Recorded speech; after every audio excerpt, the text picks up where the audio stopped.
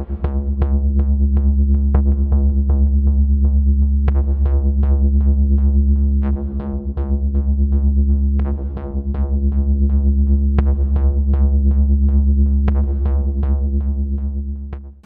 folks, I'm Spencer, and on today's episode of Cult Mania we're going to be comparing John Carpenter's 1978 classic Halloween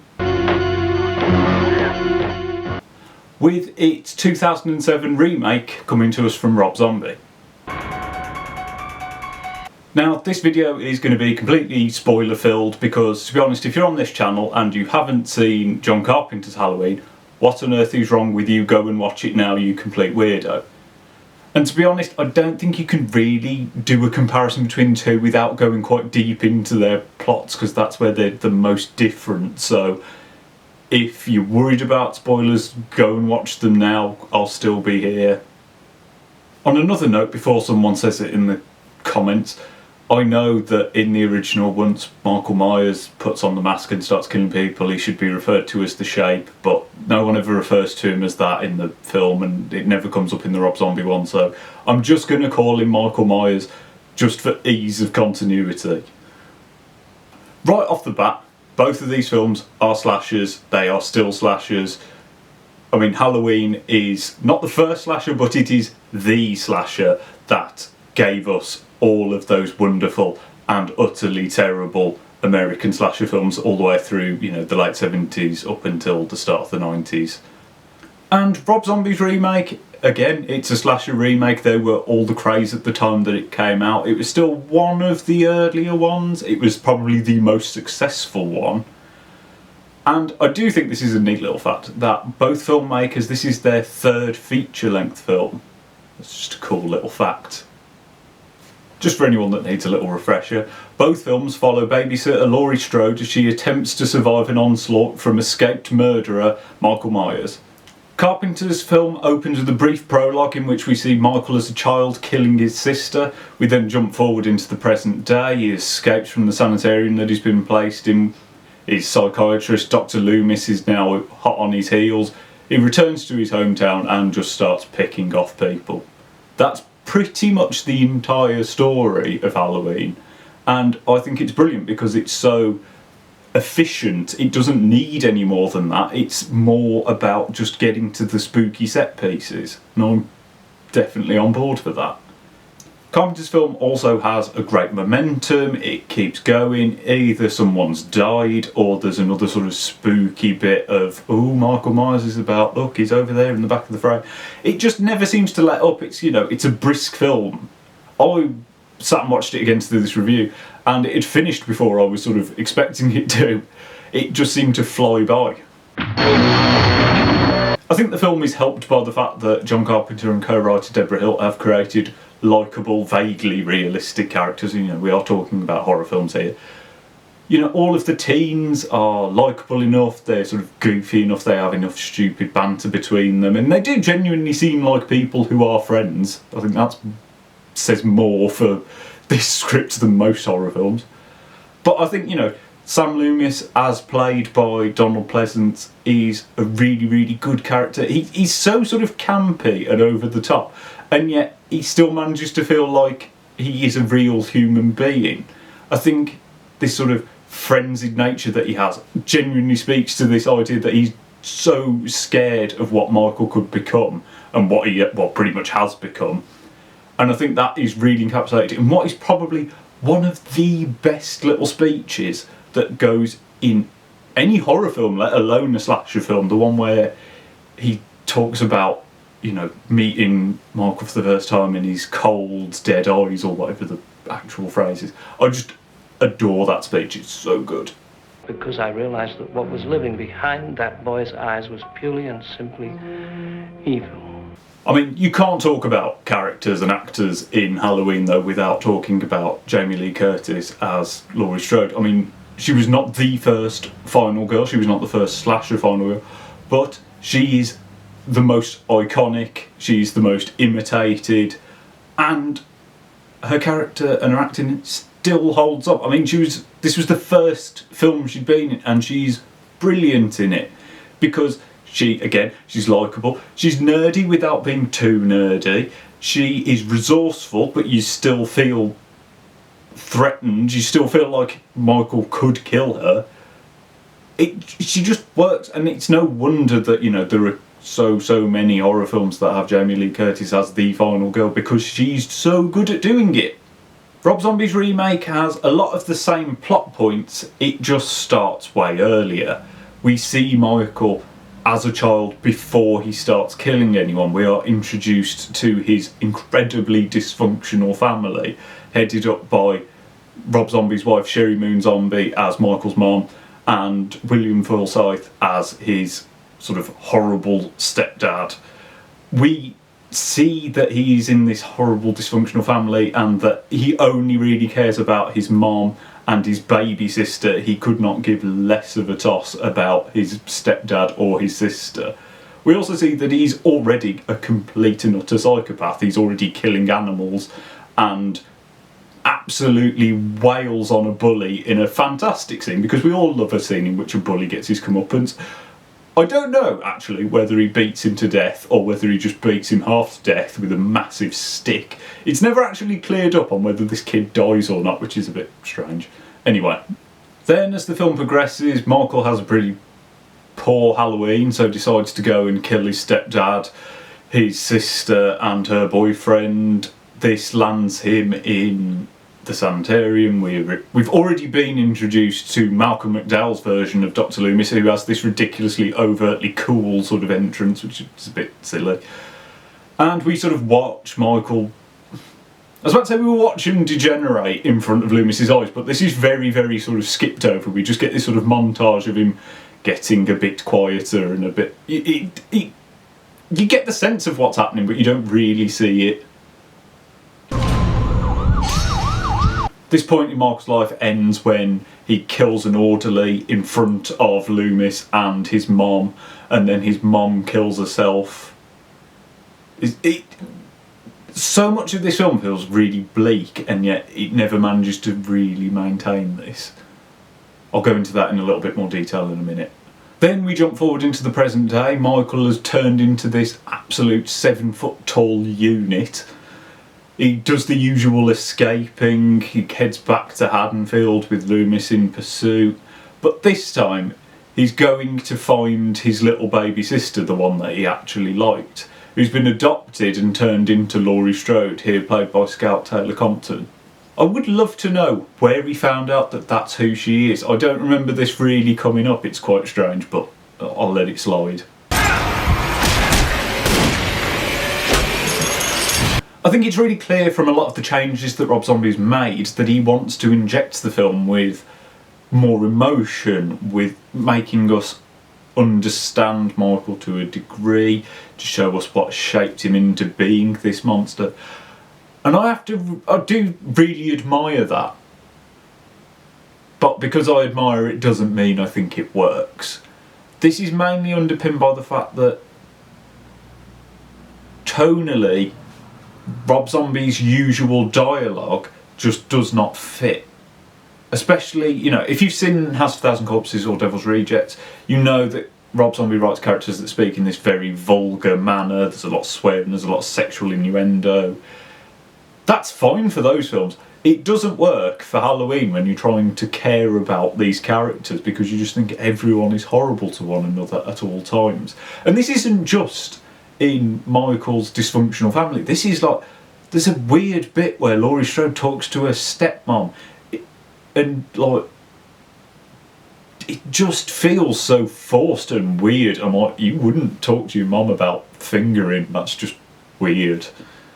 I don't know, it just puts this weird tone over the entire film. It feels like it wants you to take it all seriously, and yet all the characters are just bizarre. This is helped by the fact that, apart from the usual Rob Zombie dialogue, anything else that anyone else says is just dialogue taken from the original. I mean, Malcolm McDowell gets a version of that Sam Loomis speech that I love so much, but it's got this sort of, let me borrow your homework, I promise I'll change some of the words. It's just like it doesn't hit the same way. And it, like so many of the plot points, there are whole other conversations that just feel like they've been taken straight out of the original.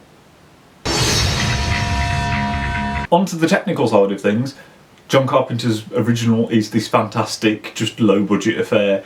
I mean, he's always loved wide-angle, Panavision style photography, but here it really, really works because you have so many of these sort of dark, wide shots in which you just, even if Michael's not in the back of the frame, you are waiting for him to appear. It constantly puts you on edge because you're looking at a room, but you can see that there are windows and doors and anywhere that he could be hiding. It sort of permanently puts you on edge.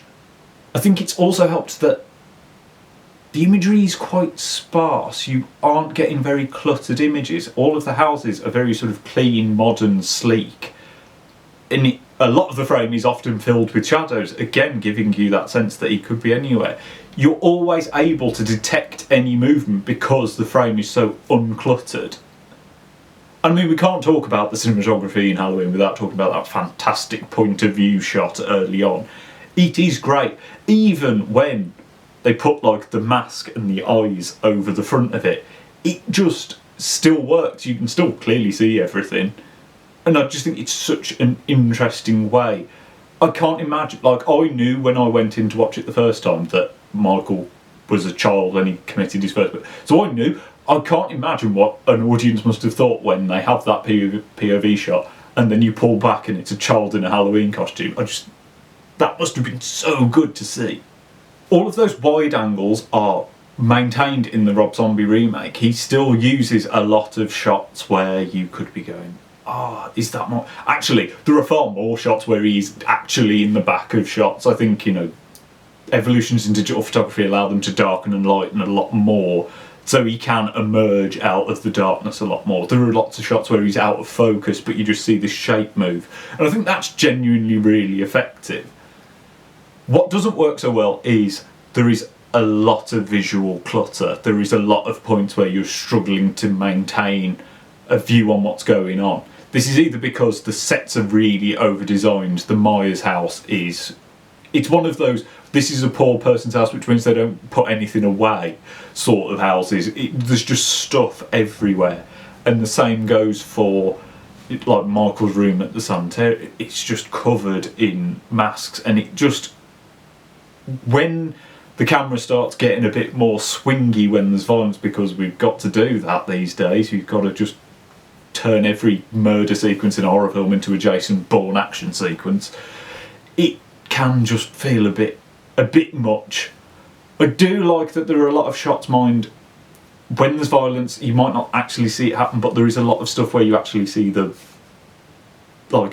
mess that has been left afterwards. There's a lot of blood on the floor, so at least you do get gore. It's not all hidden behind cuts. It's just that I don't always need to just be going whoa every time some gore happens.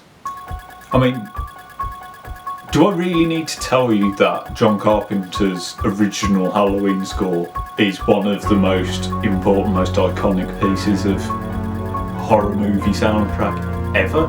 No, I don't, because it's great, and it's been ripped off that many times, and it's been reworked. It's just great. I'm not going to insult your intelligence by trying to tell you anything else. This is where it gets a bit tricky with the Rob Zombie one, because, I mean, the film is filled with, like, pop scoring, like Rob Zombie always does. And I think some of the choices are a bit on the nose. I wouldn't necessarily have picked some of the songs, but it's personal preference. I'm a bit less keen on just reusing the motifs from the original. It's this weird thing of, it wouldn't really feel like Halloween without using the themes. But I don't know.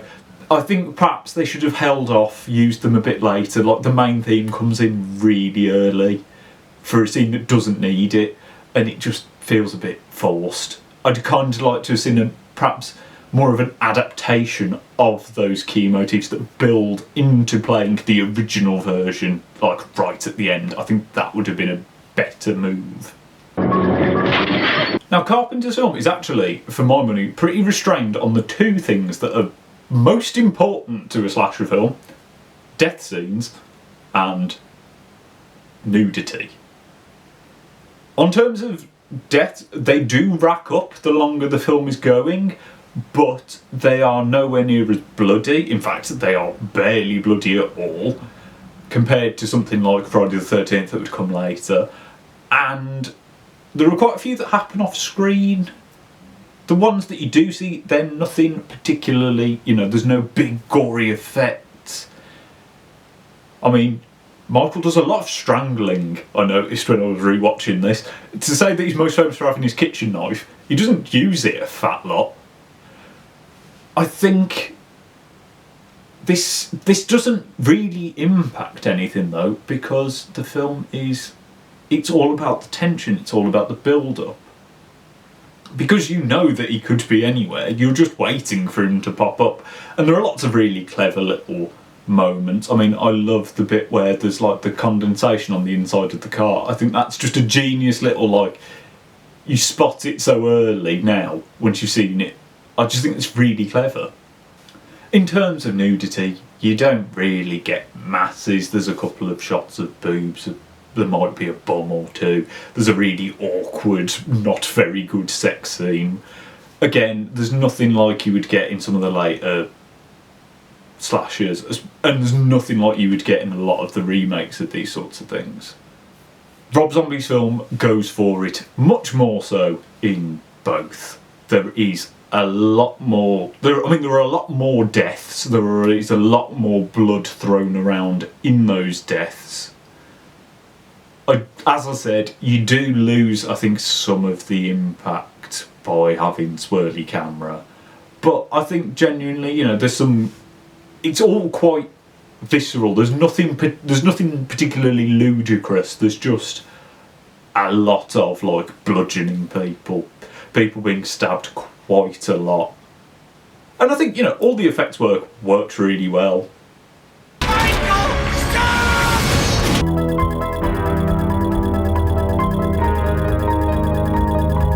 They do recycle a couple of the deaths from the original.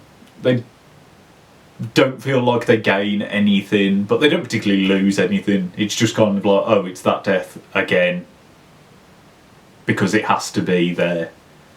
But, they're fine.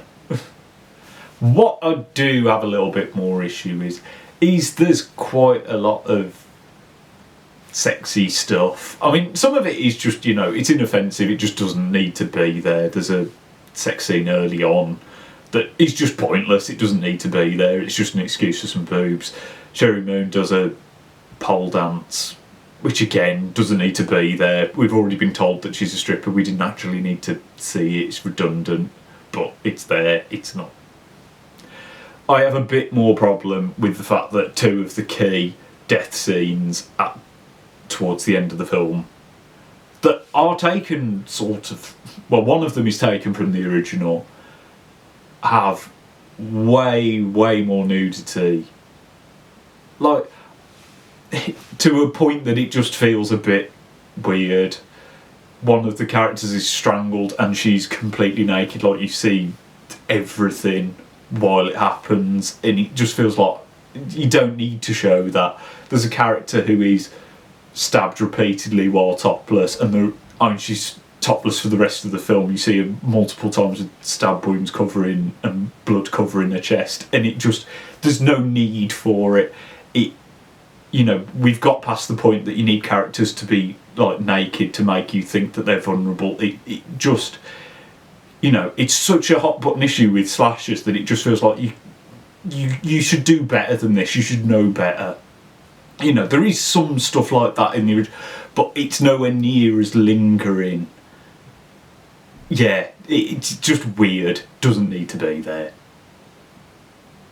I know I seem like a stick in the mud when I talk about this sort of stuff, but it's just, it's unnecessary. That's the end. That's the be all and end of it. And these days, you should know better. Now, you might be thinking, Spencer, you've not really told me much about Michael Myers at all. That's because I think he's the key to understanding where these two films differentiate so much. In John Carpenter's original, Michael isn't even really a character. He's just pure evil. He's He's the Shape. He's not human. He's not a person. He's just called the Shape. Nothing about him reflects anything that you can understand. That's why the white mask works so well, that William Shatner mask, because he's just devoid of emotion. All he thinks about is killing. Even the points where he's just standing around being spooky, you can kind of just go, he's just figuring out if he can get away with killing you right now. He's just relentless. And I think this plays into, the fact that he doesn't die. You can't kill him because you can't kill evil. And that's why he's so threatening. That's why he's so scary, because you can't reason with him at all. He will kill you, probably horribly, and you'll never understand why, because there is no reason. Now, with Rob Zombie showing us Michael's upbringing, it stops him being pure evil, it turns him into a human being. That's fine. I don't necessarily have a problem with him being more human. But the film doesn't know how human it wants him to be. It doesn't know how much sympathy it wants us to have for him. You see that he has this horrible upbringing, and you get the idea that he's just defending his mom and his baby sister from these people that he thinks are out to hurt them. But then later on you see him kill people who care about him, who look after him. That doesn't make sense. This idea that he's going after his sister but then he's just killing people around, it just feels really strange. I don't think you can care about him because he's offing people all the time. I don't know. I think they would have been better if you wanted to do his childhood. I think showing him as a normal person who had a completely normal upbringing and then just started tatering people would have been the far better way of doing it, because then he'd be scary. I think it's a bit confused as it stands right now. I mean, for Christ's sake, he leaves people alive. I didn't think of this. He leaves people alive. Michael Myers doesn't leave people alive. He doesn't think, I was part way through killing you, but there's someone else around, I'll go after them. No! Right, okay, Halloween, John Carpenter's Halloween, it's great. You don't need to know anymore. Rob Zombie's one is a good film. It's well made, it's got good deaths. I think it has some really, really good ideas. It's not Halloween though. Because of its changes to Michael, I don't think it fully fits into what makes Halloween Halloween.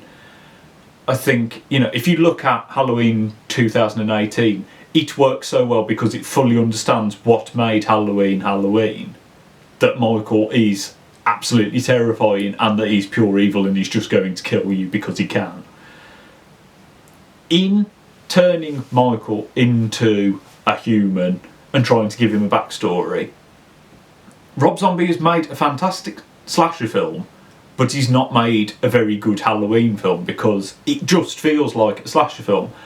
And I think, genuinely, if he had made the exact same film, changed some characters' names and called it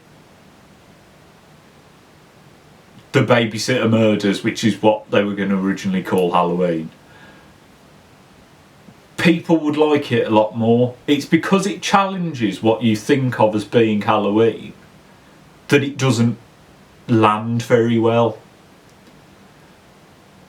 Because everything it does right, it's come up with. Everything that fails about it is when it's trying to be Halloween. So I think, so I think it just needed to be its own film, because Halloween 1978 is too good to try and change. People loved Halloween 2018 because it was more of Halloween. People didn't necessarily want to see Halloween that's half Halloween. That's my genuine opinion, and I would love to, to be in a world in which Halloween by Rob Zombie was something different, because I think it would be all the better for not being called Halloween. And I think the same probably goes for Halloween 2, because that's even more not Halloween. But that's just my opinion. What do you think of both Halloweens? Do you feel the complete opposite way to me? Let me know down in the comments. Like and subscribe so you don't miss any more videos, and I'll see you next time.